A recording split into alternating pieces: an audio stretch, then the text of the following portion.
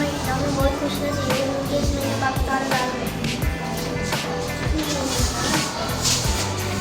میں ستمبر ہوں، میں سال کا 9واں مہینہ ہوں، میں 30 دن کا ہوں۔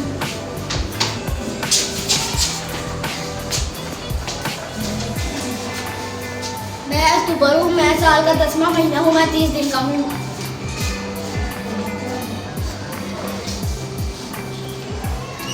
میں نومبر ہوں، میں سال کا 11واں مہینہ ہوں، میں خوش نصیب ہوں کیونکہ اس مہینے میں علامہ اقبال پیدا ہوئے، میں 30 دن کا ہوں۔ میں دسمبر ہوں، میں سال کا آخری مہینہ ہوں، اس مہینے بہت سردی ہوتی ہے، میں 31 دن کا ہوں۔